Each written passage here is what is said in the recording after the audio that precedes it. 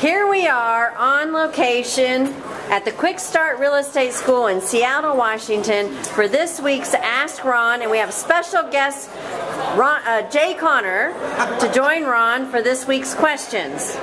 Hello everybody! Okay, so yes, that's Jay and that's Ron. So, question number 1 is from Fernando in Stamford, Connecticut. I am doing a seller finance as part of my exit strategy. The buyer is putting 20% down payment. Nice. I want to protect myself from potential default. In Connecticut, it takes on average 2 years to go through foreclosure. I know others recommend signing power of attorney to execute a quit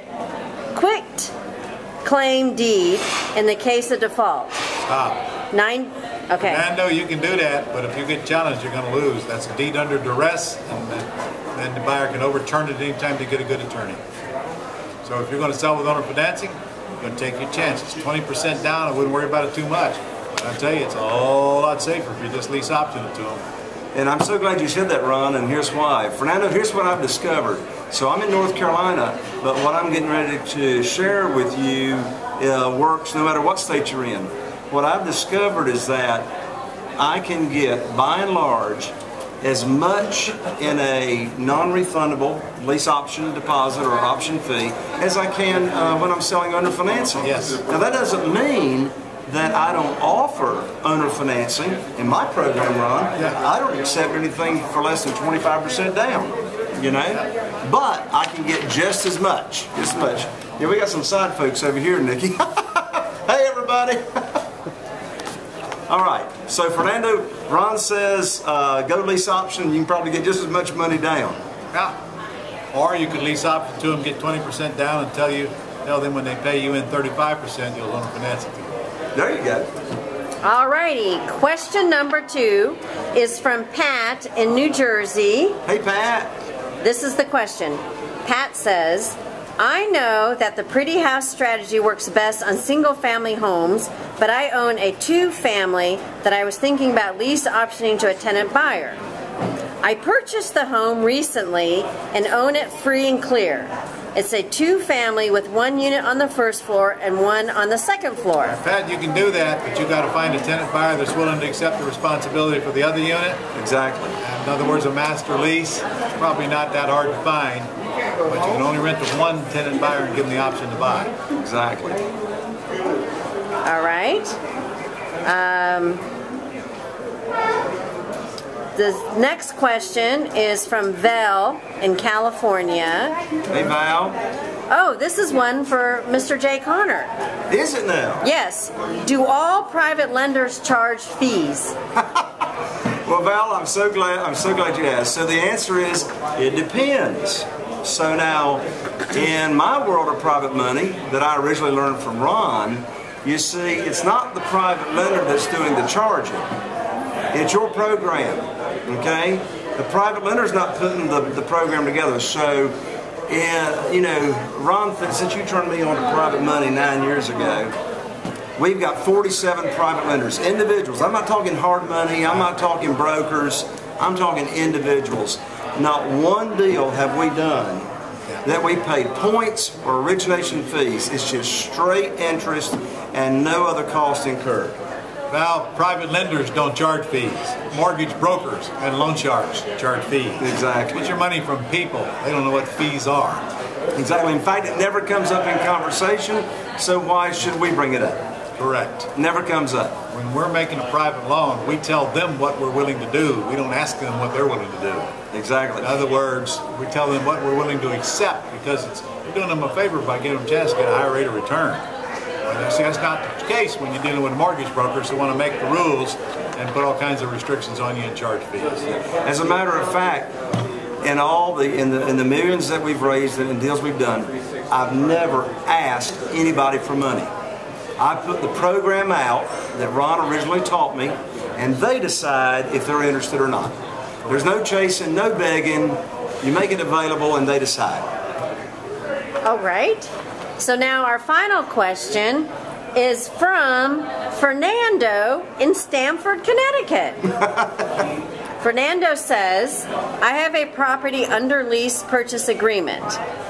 Owner would also do seller financing, but would need to bring more money to the table. With the lease purchase, I can lease purchase out. Can I add to MLS for sale? Since I do have the option to purchase, I should be able to put the money in the MLS.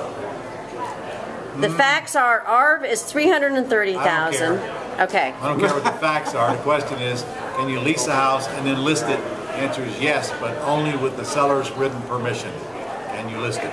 Yeah. And you better, and the realtor needs to know what's going on as well. Yeah.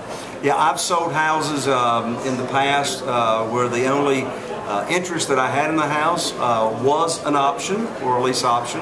I did learn from Ron, and listen closely. I learned from Ron, when I get an option and I'm planning on putting it in the MLS, don't spend rehab on that house. Oh, no. Unless you actually own the house. Don't spend any money on a house you don't own. Exactly. And so, but yes, if you've just got a house under control with an option, you now have an interest in that property. Just like Ron just said, I disclosed to my realtor exactly what the deal was, because you know, you're going to list the house with a realtor, they're not going to go check to make sure you own the house. They will find out before closing. Exactly. What happens is you're going to have the seller deed it to your buyer and take your profit as compensation on the closing statement, probably as a consulting fee and or an option fee. Yeah. So you better have a cooperation from all parties in this, or it's not going to end well. Exactly, and I tell you what Ron just said, and my compensation on these deals have been disclosed on the settlement statement, but something that's very, very important, you need to have a relationship with a real estate attorney that is handling this transaction for you, because if your buyer of this house that you have under lease option is going to go choose their attorney, it's not going to go well. It needs to be your real estate attorney that you are coordinating the deal with. Even if your attorney has to work with their attorney. Exactly. Yes. Yes. Okay. All right, well then, that concludes this week's Ask Ron from the Quick Start Real Estate School in Seattle. Oh, not There's yet. always more. Guys, I'm doing a couple of events in May, and I want you to go check them out. You should have received a letter when you got your Mentor magazine recently on the 2 events I'm doing in May. You've got to get in these events. The Mastering the Phone event, 2 days with me, and Wolf's Mastering the Phone, making the calls, closing calls to the sellers. Incredible. I already got it mapped out. You're going to hate yourself if you miss it. You get one shot at it. I'm only doing it once. And you're going to be really good on the phone when you get out of there. There's a lot of practicing going on. The second one is structuring your empire. That's me and my attorneys. I'm telling you, the stuff that we're going to cover, you're not going to get anywhere else on the planet. I'm going to dig deep into my own plan, my own personal deal. You're going to meet the guys who saved my bacon and also set me up an estate plan. And believe me, it's 2 days that you do not want to miss, especially if you want to keep the assets that you've worked your life to get. So go check that out. Mastering the Phone, Structuring Your Empire. You should have got a letter. If not, it should be on our site. Contact our office, because we're running out of space real fast. It's May 8, 9, 10, and 11. Okay? I'll see you next week. Go get some deals going. All right. Y'all, thanks for coming. See you later.